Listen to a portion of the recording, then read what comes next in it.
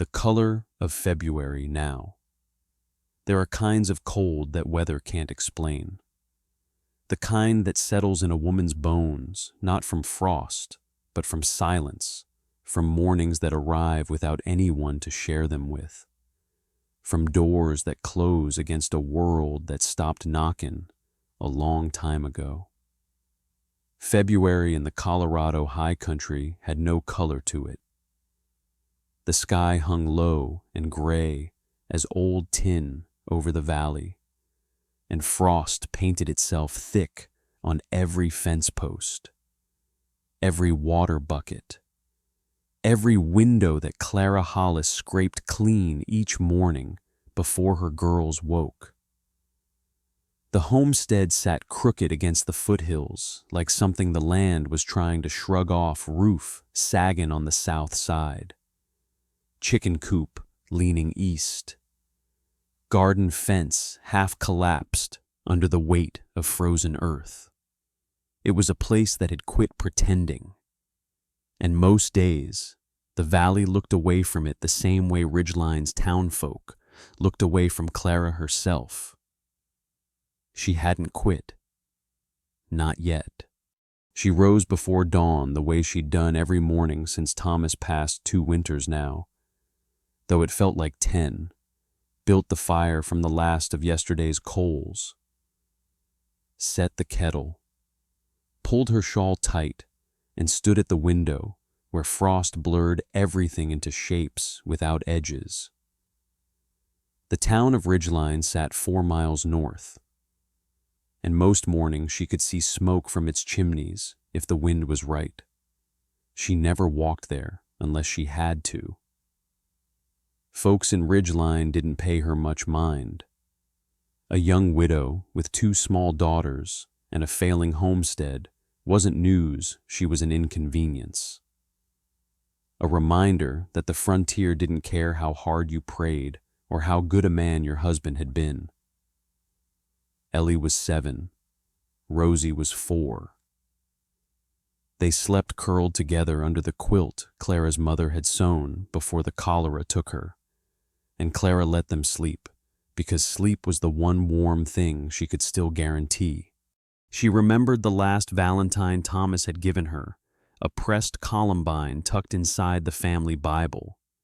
Its purple gone to brown, but the shape still perfect.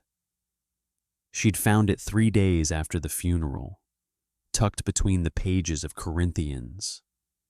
And she'd wept not for the flower, but for the fact that he'd planned ahead.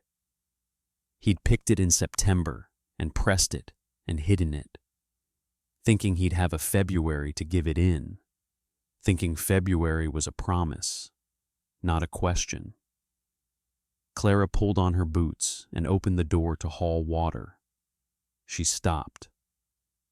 On the porch, on the frost-covered boards, where nothing ever sat but cold, lay a bundle of dried sage and winter jasmine. Tied with rough twine. No note, no name. Just the herbs resting there, like they'd grown from the wood itself, pale green and cream white against the gray morning. Clara knelt, picked it up, held it to her face, and breathed in sage and something sweeter underneath. Something that smelled like someone giving a damn. She looked out across the valley. Nothing moved but wind.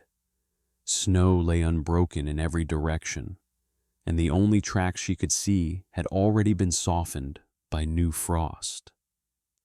She brought the bundle inside and set it in a jar on the windowsill. First color that kitchen had seen in months. The sage caught the thin morning light and held it.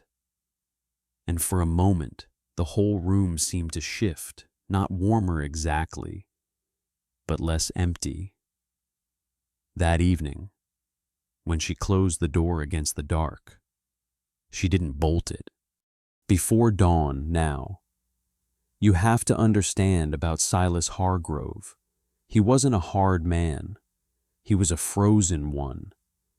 His ranch spread across the valley's western slope. 300 acres of good grassland and timber. The kind of spread that made men tip their hats when they said his name. Cattle fat through summer. Hay barn full by October. Fences straight and strong. Silas had built every bit of it with hands that knew how to work, hands that could gentle a colt, mend a split rail, or pull a calf in a blizzard without flinching. But those same hands hadn't touched another person in 4 years. Not since Miriam. She died in the spring of '83. Scarlet fever took her in 6 days, and on the 7th, Silas stood at her graveside on the hill behind the barn and could not speak. Not one word. The preacher talked. The neighbors talked. Silas stood there with his hat in his hands and his mouth full of stones.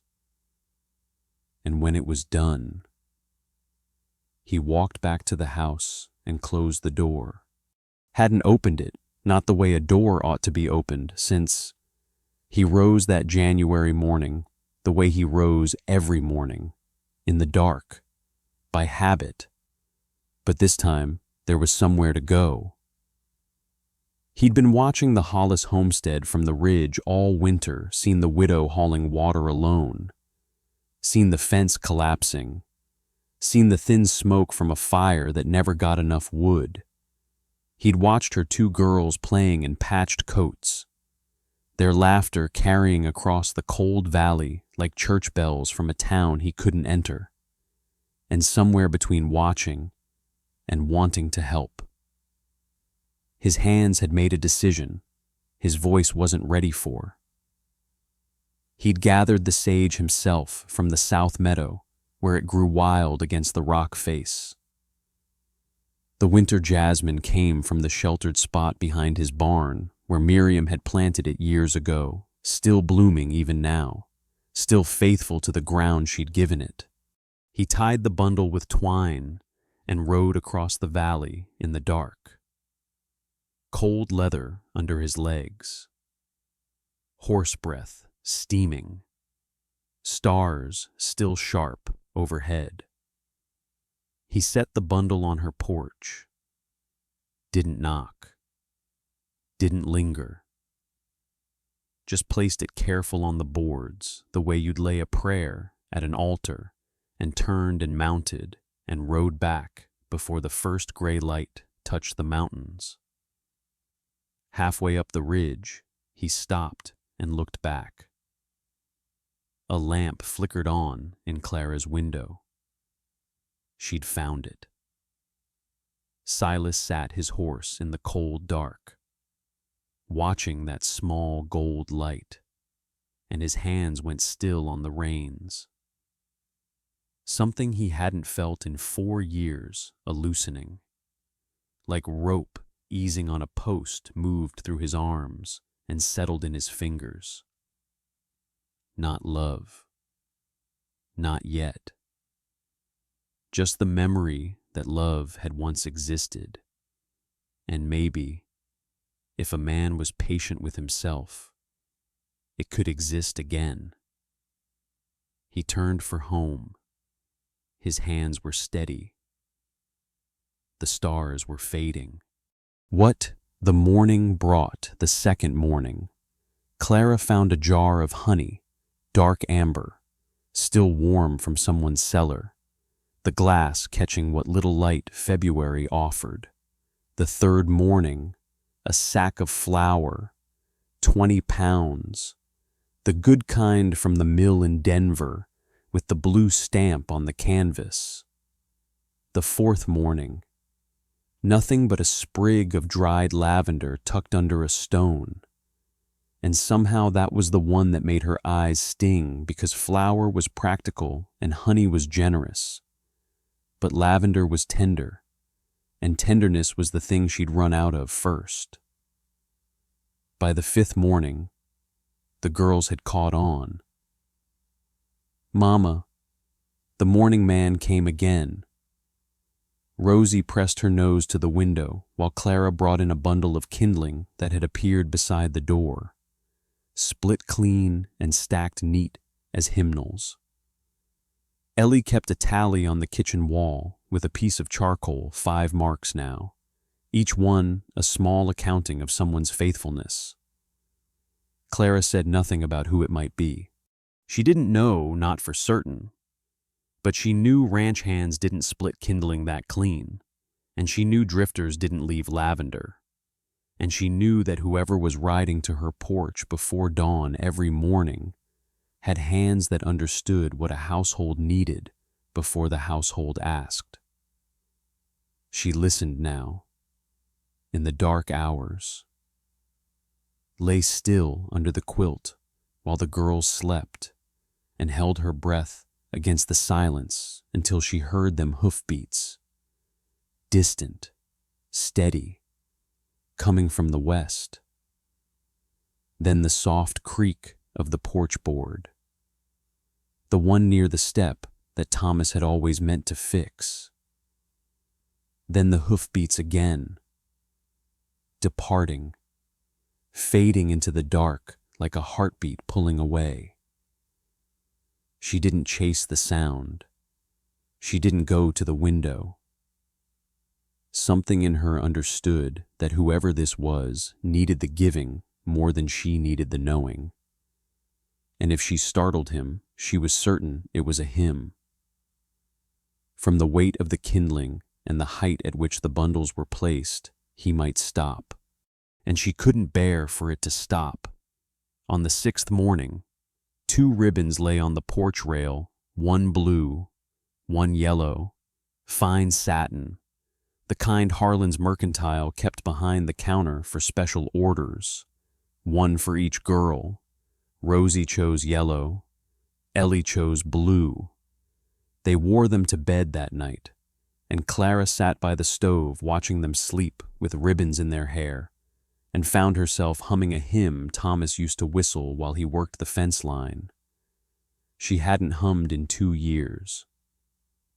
She stopped, startled by the sound of her own voice, then started again. Let it come, that night. She lit the porch lamp and set it in the window facing west. The wick turned high enough to push gold light out into the dark valley. Whoever you are. The light said, I see you. I see what you're doing. She whispered it to the empty porch before she went inside. Whoever you are, thank you. The wind carried it west, toward the ridge, toward the big quiet ranch where a man sat alone in the dark, already planning tomorrow's offering.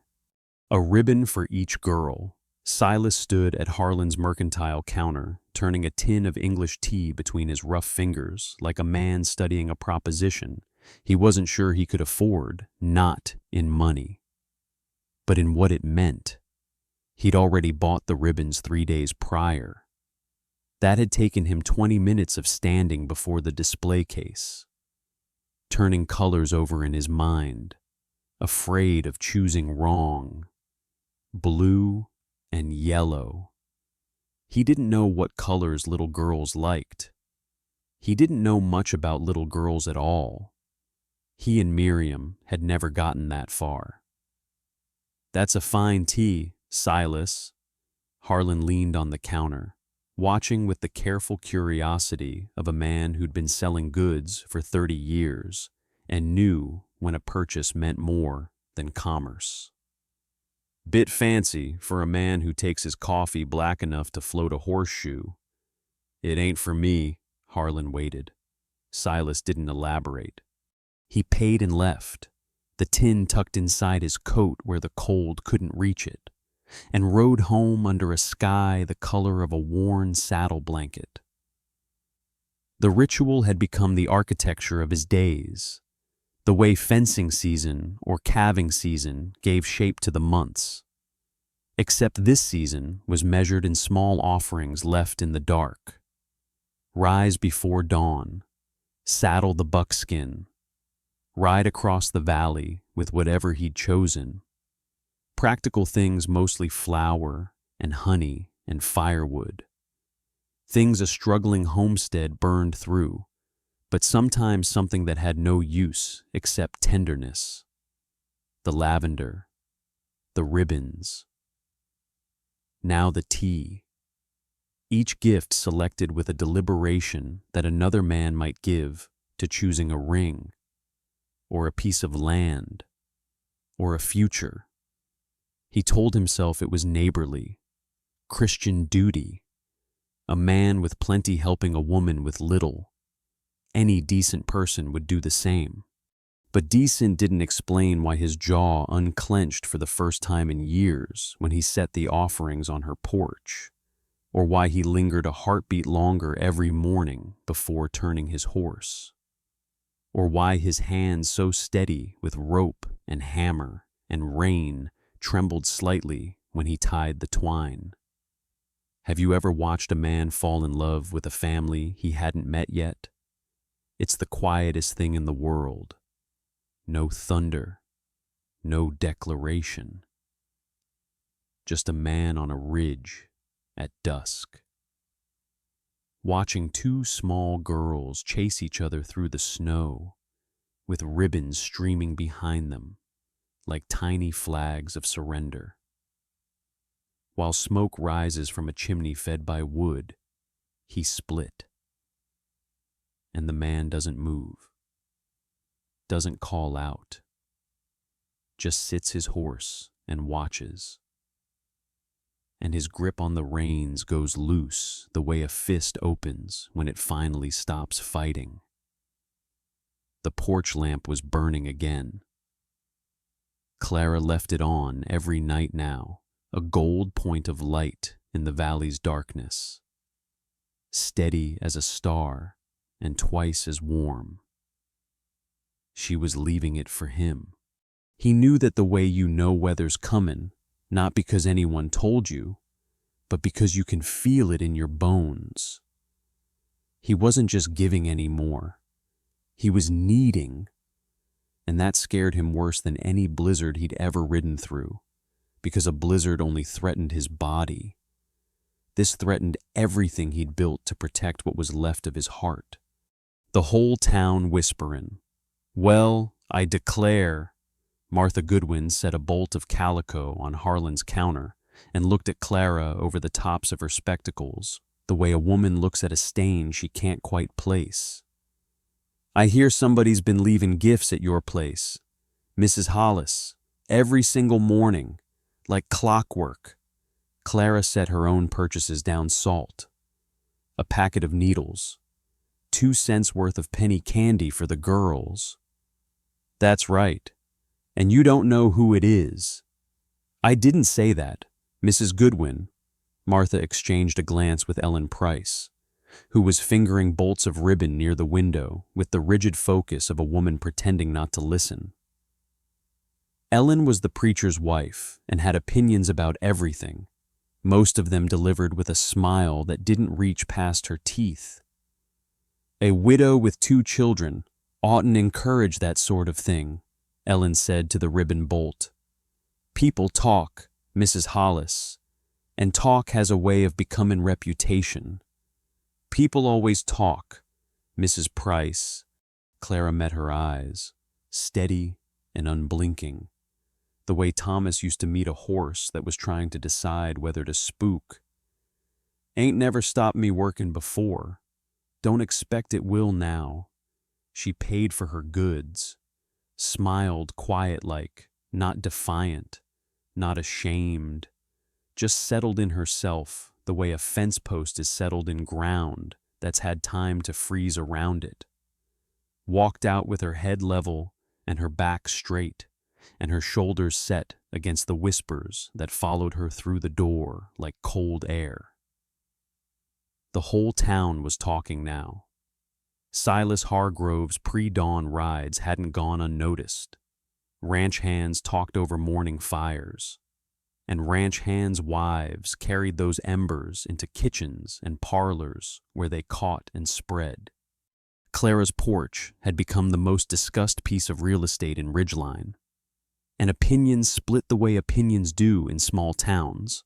Half the folks thought it was the sweetest thing since Song of Solomon, and the other half thought it was improper and probably leading somewhere no Christian woman ought to follow.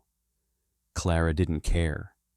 She went home and found a wool scarf draped over the porch rail, thick, hand-knitted in a pattern she recognized as old country German, smelling of cedar and horse leather.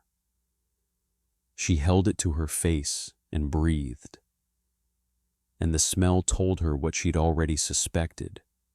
She knew rancher smell. She knew cedar came from a house with good timber and careful hands, and horse leather came from a man who rode daily, and the combination, warm and clean and honest as turned earth, narrowed the valley to one spread on the western slope. Thomas had smelled like pine sap and iron. She realized she could hold both memories without either one canceling the other, and the realization made her stand very still on the porch. The scarf pressed against her cheek, the wind pulling at her hair, until Ellie's voice called her inside. "Mama, do you know who it is?" Clara smoothed her daughter's hair, tucked a strand behind the ear with the blue ribbon. "I think I might, baby, but he needs to come tell me himself." The ridge at dusk. The joke hit Silas like a fist he hadn't seen coming.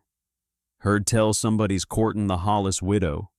Jack Dunlap grinned across the pot-belly stove at Harlan's, where the cattlemen gathered on Wednesday evenings to talk weather and prices and other men's business, leaving presents on her porch like some schoolboy passing notes. "My old man used to say, a man's worth ain't in what he whispers in the dark, but what he says standin' in the light. You know anything about that, Silas?" Laughter.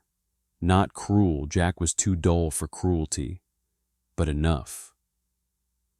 The sound landed on Silas like a brand, and every man in the room became a mourner at Miriam's graveside, watching him, waiting for words that wouldn't come. "I don't know nothing about it," he said, and his voice came out flat and hard and wrong. And he hated himself for the lie, and hated himself worse for the cowardice underneath it. He rode home in the dark with Jack's laughter still circling his skull, and Miriam's funeral playing behind his eyes the way he'd stood at the graveside.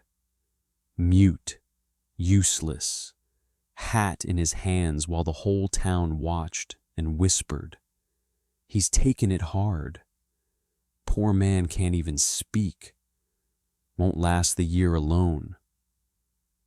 They'd meant well. It didn't matter. The silence had swallowed him whole, and 4 years later, he was still inside it. And every gift he'd left on Clara's porch was a hand reaching out from that silence, trying to prove he was still alive underneath. And this is where a lesser story might have ended. A good man scared back into his quiet, and a brave woman left wondering on a cold porch. Silas didn't ride out the next morning. He sat in his dark kitchen with his hands flat on the table, the same hands that had chosen ribbons and split kindling and tied twine around sage, and he could not make them move. The house pressed in around him, big and prosperous, and empty as a church on Monday. And he thought about what he had and what it amounted to, 300 acres. A full hay barn, a sound roof, and not one person in the world who'd notice if he didn't come down for breakfast. He thought about Miriam. about what she'd say if she could see him now. A man with everything except the nerve to walk 4 miles and say good morning to a woman who'd left her lamp burning for him every night for 3 weeks. She'd have been disappointed. Not angry, Miriam never got angry. Just that quiet look she had, chin tilted, one eyebrow raised. The look that said, "You're better than this, Silas, and we both know it." Night fell. The kitchen went full dark. Silas pushed back from the table and walked to the ridge on foot, hands in his coat pockets, boots crunching through frozen snow, and stood in the wind looking east across the valley. Clara's porch lamp burned in the distance, small and gold and steady. She was still waiting. He stood there a long time. The cold bit through his coat and into his shoulders, and he let it. Because at least the cold was honest, and honesty was what he owed her. The lamp was still lit. Clara knew before she opened the door. The porch felt different, lighter, emptier, the way a room feels when someone who should be there isn't. She stepped out into the cold morning and found nothing. No bundle, no jar, no ribbon, no twine, just frost on bare boards and silence filling the valley like water rising in a well. "Mama." Rosie stood in the doorway, barefoot, clutching her yellow ribbon. "Where's the present? Not today, baby. Is the morning man sick?" Clara pulled her daughter inside and closed the door against the cold. "I don't know, sweetheart. Maybe he's just tired." Ellie said nothing. She walked to the kitchen wall and, with careful, deliberate strokes, erased 1 charcoal mark from her tally. 23 marks became 22. The gesture was so small and so devastating that Clara had to turn away and press her knuckle against her teeth until the ache in her throat passed. 1 empty morning. That was all it took to prove how full the others had been.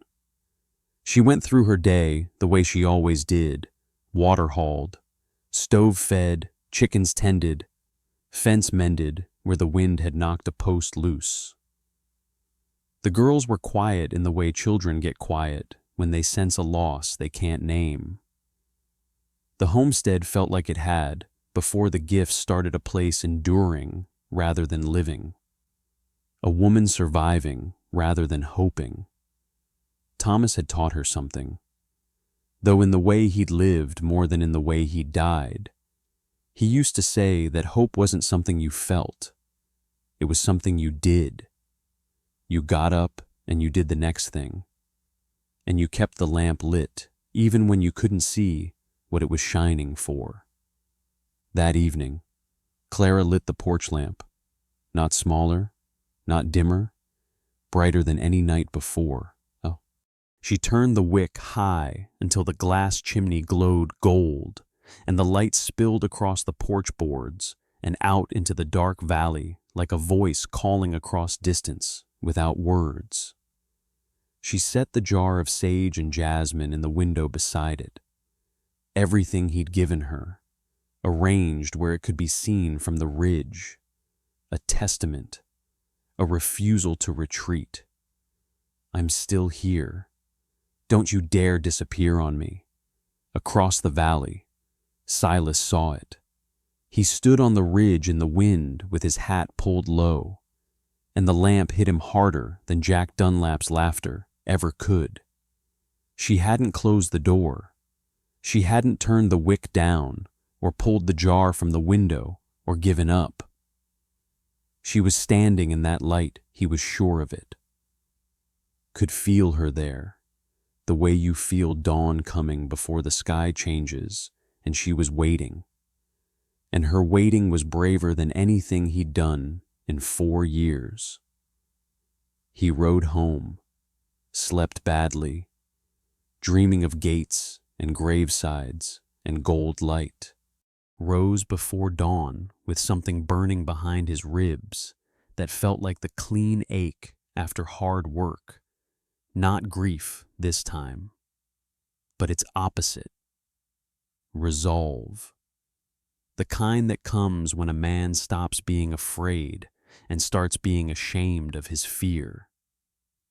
He rode to Clara's porch one more time, left a bundle of dried columbine purple, faded to brown, but the shape still perfect, still recognizable, still holding the memory of the color it used to be. Beside it, a scrap of brown paper with one word scratched in a hand that shook February. Clara found it at first light. She held the paper against her chest and read the word through tears that came not from sadness, but from recognition, because columbine grew wild on the western slope.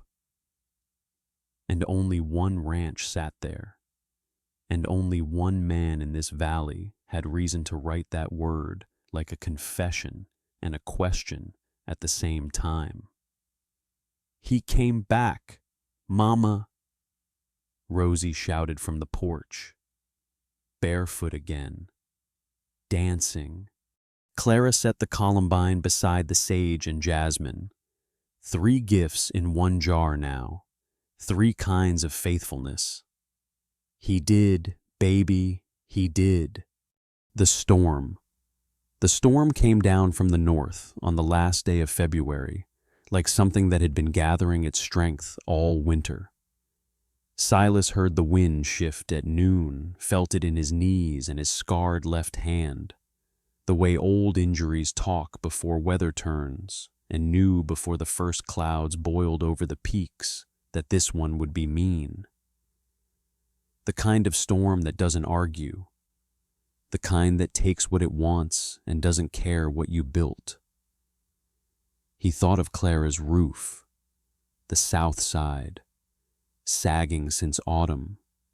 He'd seen it from the ridge 100 times, watched it bow a little more after each snowfall, and every time he'd told himself it wasn't his place. She hadn't asked. He hadn't offered. The gifts were one thing anonymous, safe, deniable. A man could leave sage on a porch and still pretend he was just being neighborly. But riding to a woman's homestead with lumber and nails meant standing in front of her, meant being seen, meant opening his mouth and finding out if any words still lived there after 4 years of silence. And this right here is where the story turns.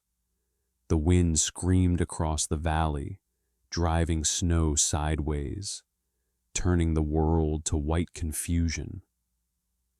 Silas loaded his wagon with lumber and nails and a canvas tarp, hitched his 2 strongest draft horses, pulled on his heaviest coat, and checked the harness twice because a man who's about to do the bravest thing he's done in 4 years doesn't take chances with tack. He rode out.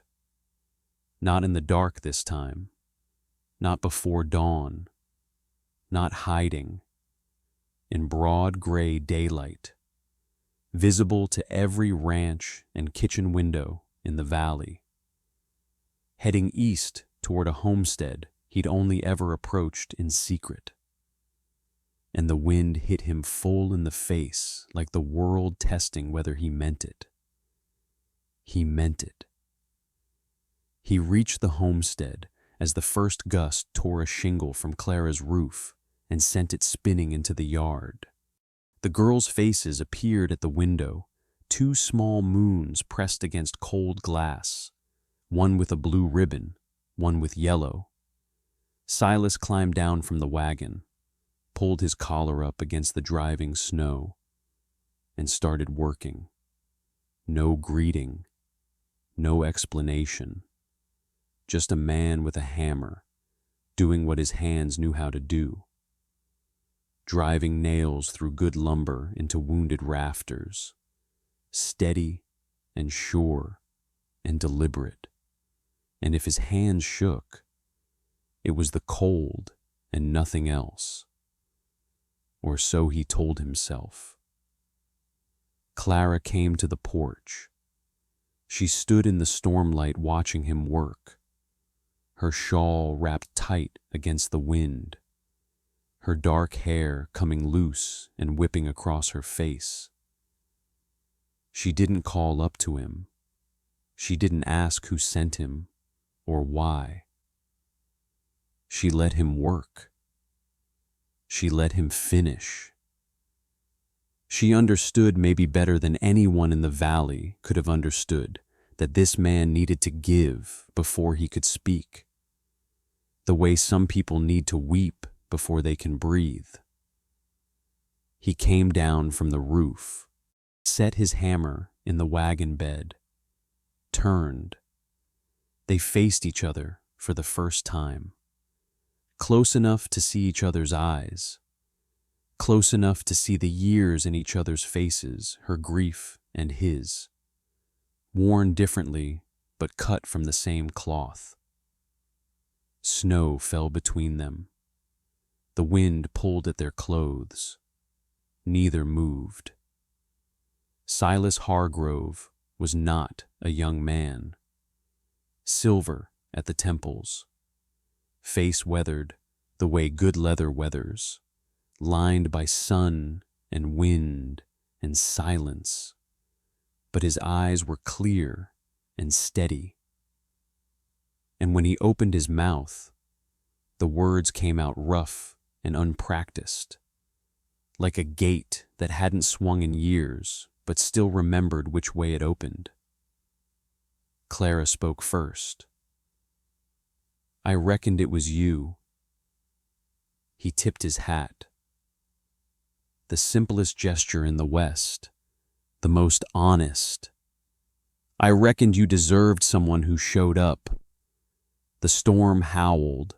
Snow caught in Clara's hair and melted on Silas's shoulders. They stood on the porch, that threshold between what was and what could be, and the space between them narrowed by inches as Clara stepped forward. Then Silas, until she could smell cedar and horse leather, and he could smell sage and honey and the warm bread scent of a home with children in it. Clara reached up and took his hand. His fingers were cold and rough from the work. Hers were cold and rough from the years. Together, they were warm enough. "Come inside," she said. "Coffee's on. The girls have been waiting to meet you proper, one morning at a time." The storm passed in the night, the way storms do. In the high country, one last gust that rattled every window and shook the new nails in the new lumber, followed by a silence so deep you could hear snow settling on snow, and under that, the slow drip of ice beginning to yield. Clara woke before dawn and lay still, listening. No wind, no creak of a failing roof, just the solid, quiet hold of boards that had been mended by hands that cared whether they held. The girls breathed soft beside her, Rosie's yellow ribbon crushed against the pillow. Ellie's blue one still tied neat, because Ellie was the kind of child who kept things in order even in sleep. She rose and opened the door. The morning light was not gray. For the first time in weeks, it came in wall gold, touching the valley floor with the kind of warmth that February sometimes offers, right at its end, not spring yet. Not even close, but a promise that spring remembers the way and is coming, and has not forgotten. The porch was solid beneath her feet, new lumber still bright against the old, nails driven true, the south side straight and strong for the first time since Thomas built it. A man's work done with care, done in a storm, done not for pay or praise, but because a roof was failing and a family was underneath it. Clara stood in the gold light and wrapped her shawl around her shoulders and waited. He came not before dawn this time, not with a gift tucked under his arm, hidden from the world. Silas Hargrove rode across the valley in plain morning light, his buckskin picking its way through fresh snow. And he didn't hurry. Let them see every rancher on the North Ridge, every wife at every kitchen window, every cattleman who'd laughed at Harlan's store. He was done hiding, done with the dark and the silence and the leaving before anyone could see his face.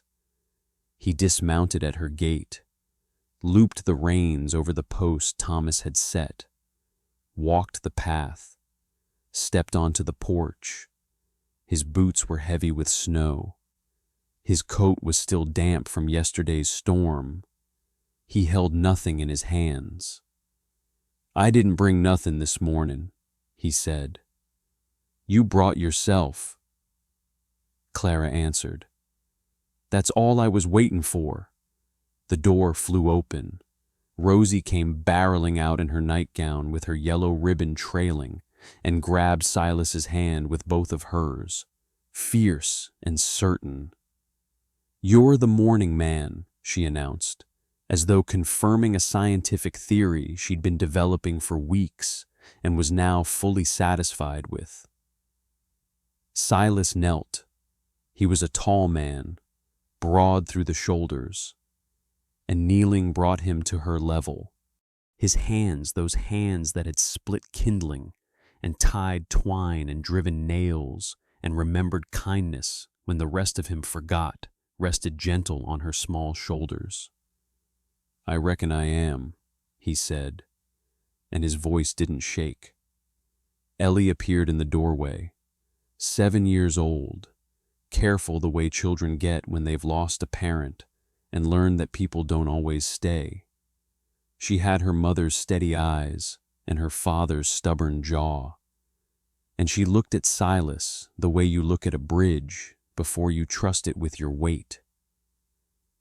"I brought something this morning after all," Silas said, soft. "Just me, if you'll have me." Ellie studied him. 1 breath, 2. Then she stepped forward off the threshold and placed her hand on his arm, just above the wrist. And Silas closed his eyes. His jaw unclenched. His shoulders dropped. The breath that came out of him was long and slow and raw. The breath of a man who had been holding himself rigid for 4 years and had. In the space of a child's small hand on his sleeve. Finally let go. Clara stood in the doorway, the same doorway she'd bolted against the world for 2 winters. The same door she'd unbolted on a January night when sage and jasmine appeared on her porch like proof that the world still held some tenderness in it. The door was open, wide open, and she wasn't closing it again. The jar sat on the windowsill behind her sage and winter jasmine and dried columbine. 3 kinds of faithfulness held in one piece of glass. Catching the pale gold morning light, the way a promise catches in the chest when you finally believe it. 2 ribbons in 2 girls' hair. A man's boots beside a woman's boots on the porch step, snow melting off both pairs, pooling together on the boards. She didn't need him to say anything more. He'd already said it in sage and jasmine, in honey and flour, in ribbons and firewood and a scarf that smelled of cedar, in lumber and nails driven through a storm because her roof was failing and he could not stand by and watch. Every cold morning, he'd saddled his horse and ridden across the valley in the dark. He'd been speaking, and it turned out that showing up quiet, faithful, stubborn, daily was the only language that mattered, the only one that proved itself true. And if you ever find yourself wondering whether love needs grand words or pretty speeches, whether it needs declarations made in parlors or promises carved in gold, well, I reckon Silas Hargrove answered that question. One morning at a time,